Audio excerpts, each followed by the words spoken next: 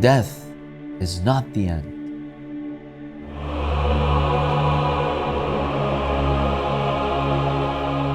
Death is just the beginning.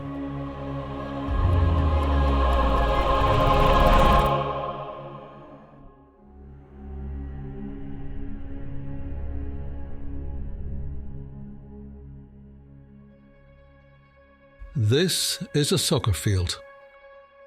It measures 70 by 110 meters. That's 800 soccer fields, an area as large as Venice. And these are 1,380 soccer fields, the area of the world's largest cemetery.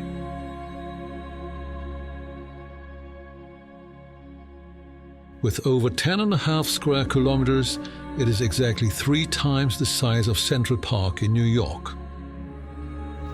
Located in the holy city of Najaf in Iraq, it is not only the largest in the world, but also the oldest cemetery still in use.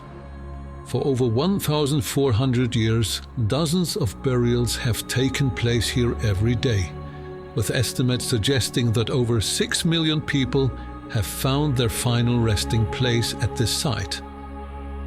It is known as the Valley of Peace.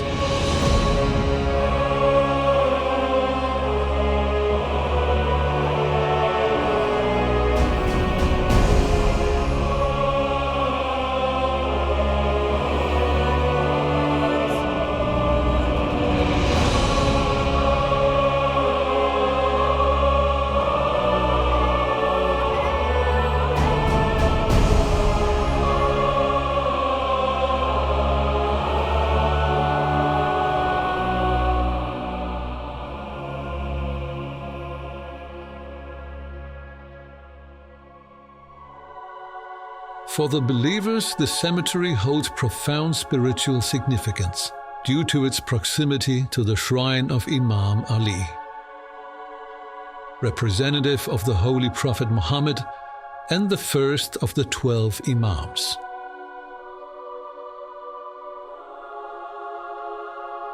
Prophets such as Hud and Saleh are also buried here.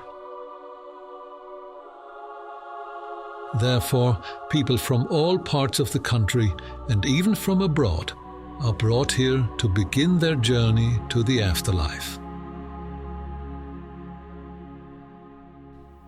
It's our final destination. It's death. Every soul must taste death. Every soul is going to experience this transition. The Almighty God created us to go from one state to another state. That is death. What's going to happen when we die? When the veils are uncovered, what are we going to see? What are we going to experience? What happens to our bodies? What happens to our souls? But it is a destination that awaits us all.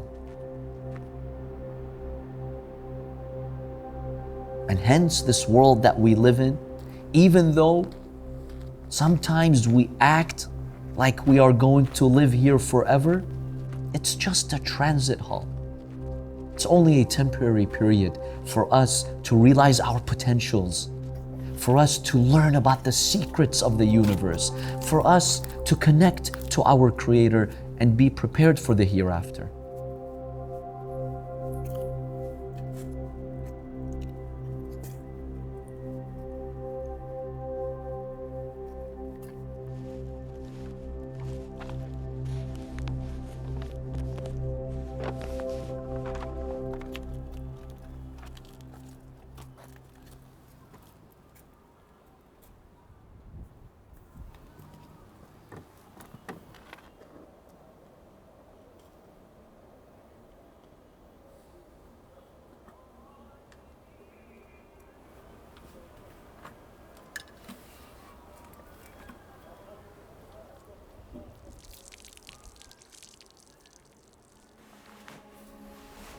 when we think of death, sometimes we have panic attacks. Sometimes we feel anxious. Many times we feel grief, sadness. One reason why we are sad, why we are struck with sorrow when we think of death, is because we have to leave behind our belongings, our wealth, and our family members. We're attached to all of them, just like an infant in the womb of its mother. An infant is attached to the womb of its mother. It's nice and cozy, it's warm. You don't want to leave that atmosphere. But would you want to go back into the womb of your mother when you've seen this great life? This world compared to the hereafter is like that. So yes, we are saddened to leave everything behind us, but we're going to a destination that has far more to offer for us.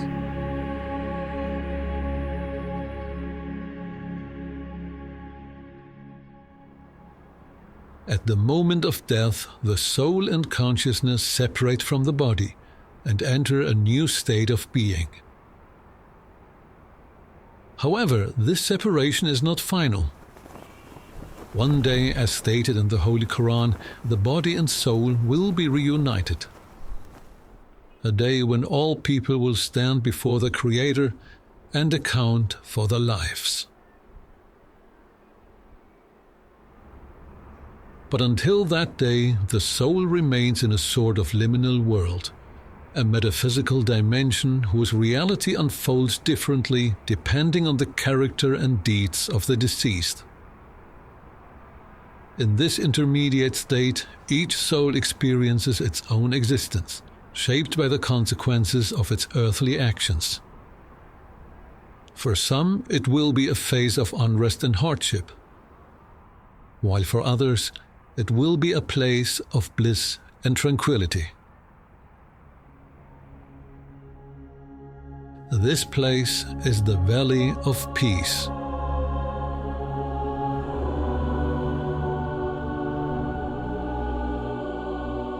All souls who have performed good deeds or have already been purified in that intermediate world find their way to the sacred site, regardless of where or in which era the person passed away.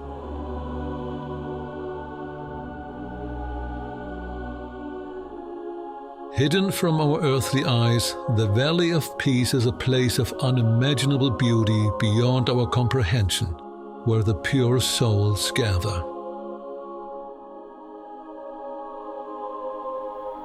They enjoy the company of those who are close to them. Their conversations are filled with wisdom and love, while a state of harmony and a deep sense of contentment prevail.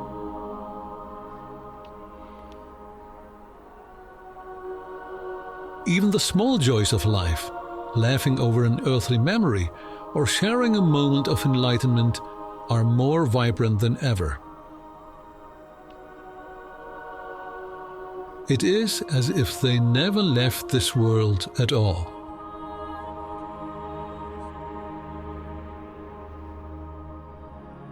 But the greatest joy for them is the closeness to God, which overshines everything else. In the presence of the Prophet and the holy Imams, they find peace, fulfillment, and infinite joy that transcends all earthly matters.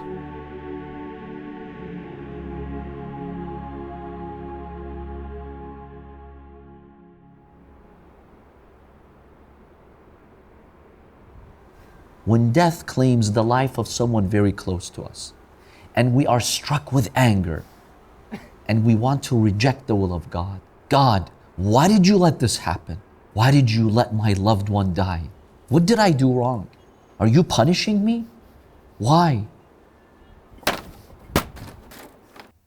Your loved one who died and left this world, your loved one went back to a merciful Lord. Can God take care of your loved one better, or you, or this society, or this world?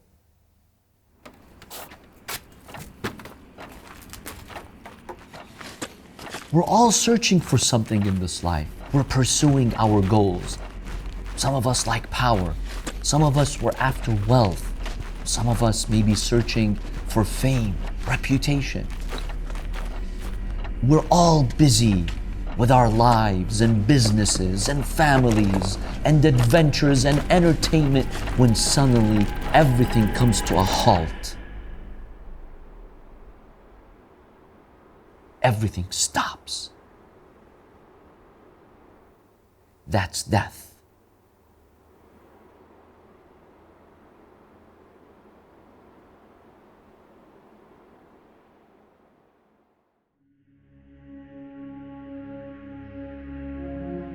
As soon as someone passes away, a carefully followed process begins, marked by rituals deeply rooted in Islamic tradition. With great reverence and respect, the body is washed and wrapped in a simple shroud. After the washing, the body is taken to the shrine of Imam Ali. Here, in an atmosphere of spirituality and prayer, a short ceremony is held. Relatives and friends pray for God's forgiveness and mercy for the deceased and pay their final respects. To bless him, the body is carried one last time directly to the grave of Imam Ali. A moment of spiritual connection that accompanies the soul on its journey to the afterlife.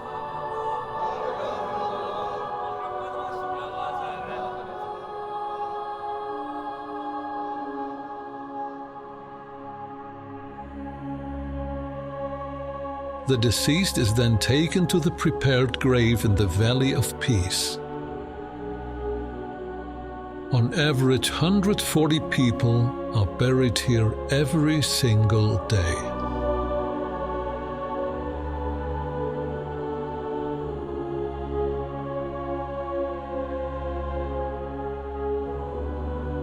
The graves vary depending on tradition, social status, and the wishes of the relatives.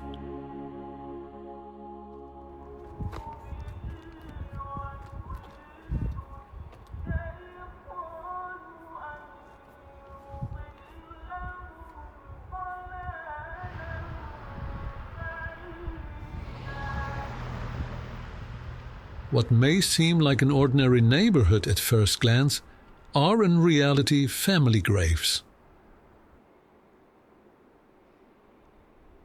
Entire generations find their final resting place there.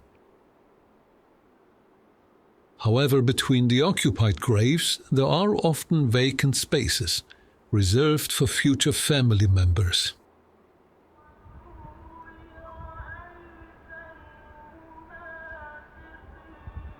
Countless images and photos give the graves a face, a story.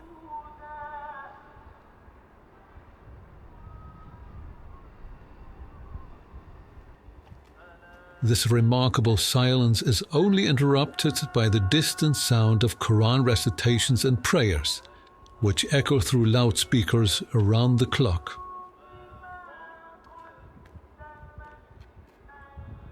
One senses the presence of millions of souls nearby, yet remains alone with their own thoughts. Far removed from the hustle of worldly life, a feeling emerges of no longer being completely part of this world anymore.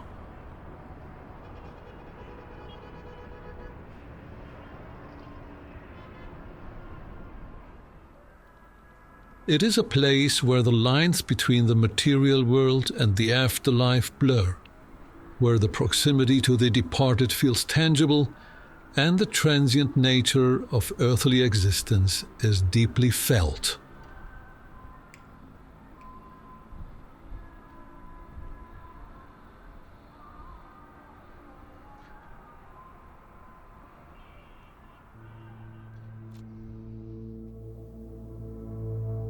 Al-Imam al-Sadiq alayhi salam states, the grave every day talks to us, but you cannot hear the grave. It issues a declaration for every human being. What does the grave say every day? It says, I am the house of loneliness. I am the house of sadness.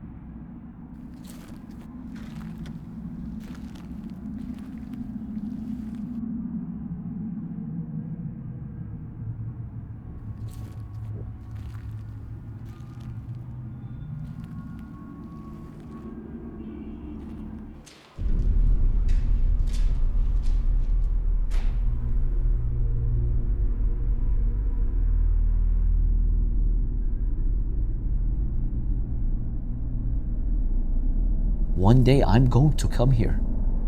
I will be dragged down here, whether I like it or not.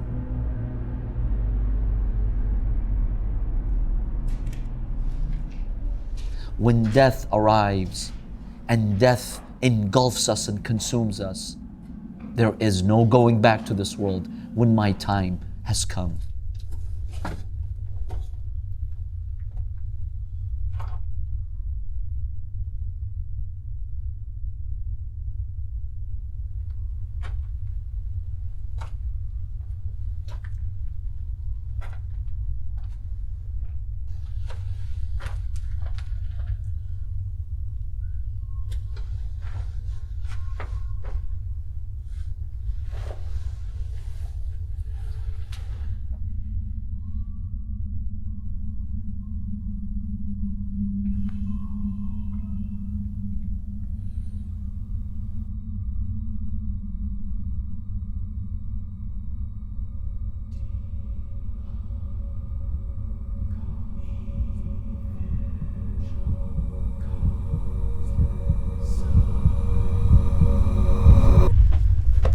With every breath that we take, we're a step closer to death.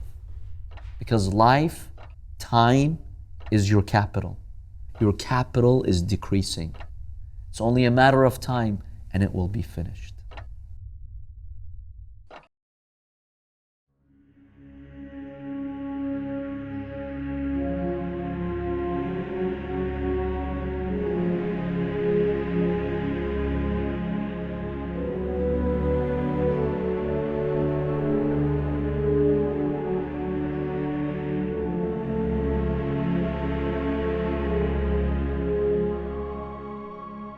In the Valley of Peace, there is a special place dedicated to Imam Mahdi, the last of the 12 holy Imams who remains in occultation until his return.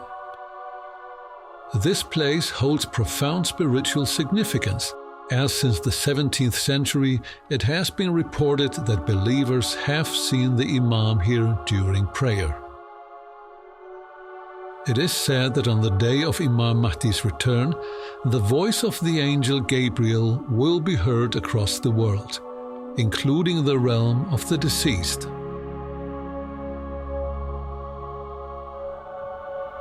Especially pure and faithful souls will then have the opportunity, by their own desire, to be resurrected.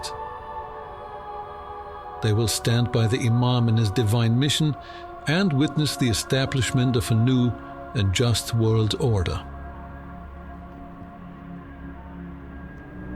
This event highlights how close these two worlds truly are. In Arabic, the liminal world of the deceased is called barzakh, a term that refers to a thin separation like a delicate curtain that divides a room into two parts. This curtain, though thin, remains opaque to the living. Yet places like the Valley of Peace reveal how profoundly this world is intertwined with the afterlife, and how the afterlife, in its significance and mystery, suddenly becomes tangible.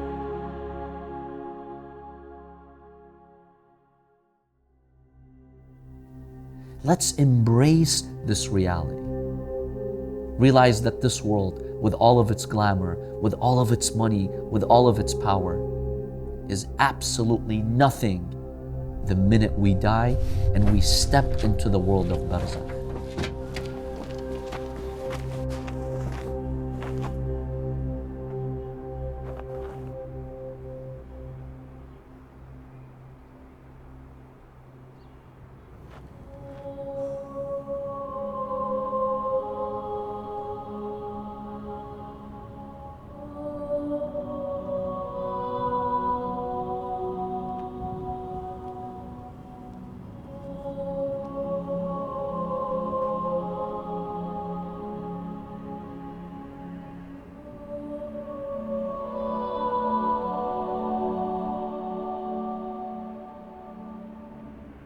This life is like you're sleeping. Death wakes us up, and it allows us to see the reality of this universe and the reality of our actions. Whatever time we have left in our life, let's dedicate it to Allah. Let's dedicate it to humanity, to good deeds. Leave a good impression.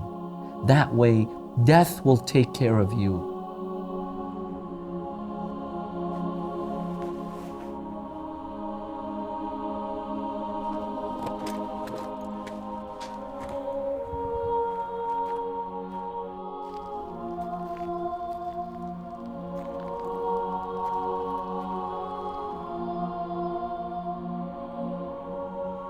Yes, we can make death our friend.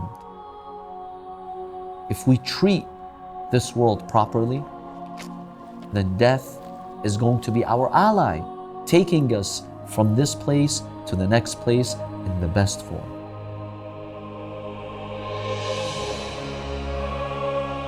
You can make death a victory. Prepare yourself for it. Do good, take advantage of your time. Bring humanity and justice to your life, to your family, and to your society. That's how we make death a pleasant experience. Because death is not the end. Death is just the beginning.